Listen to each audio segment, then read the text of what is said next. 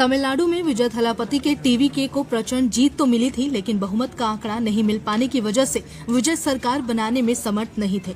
लेकिन अब विजय का संघर्ष खत्म हो चुका है। सत्ता तक पहुंचने का रास्ता साफ हो गया है, क्योंकि कांग्रेस के बाद 3 और दलों ने विजय की पार्टी को समर्थन देकर गठबंधन का फैसला कर लिया है, जिससे बहुमत का जादुई आंकड़ा टीवीके पार कर पाएगी।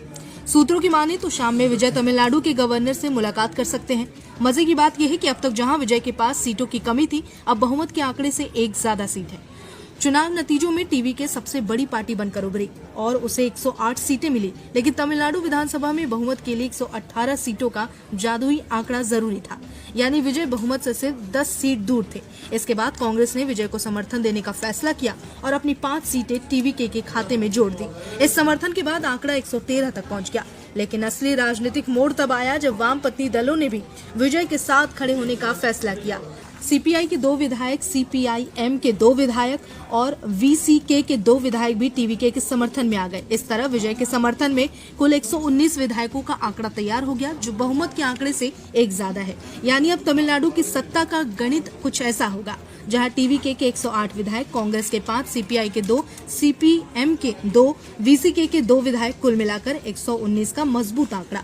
दरअसल चुनाव के बाद विजय ने सरकार बनाने का दावा पेश करने की कोशिश की थी, लेकिन राज्यपाल राजेंद्र आर्लेकर ने साफ कहा था कि पहले 118 विधायकों का समर्थन पत्र लेकर आइए। पहली मुलाकात में विजय को खाली हाथ लौटना पड़ा। दूसरी बार भी राज्यपाल अपने रुख पर कायम रहे, लेकिन अब जब समर्थन जुट चुका है तो कहा जा रहा है कि विजय एक बार फिर राजभवन पहुंच सकते हैं।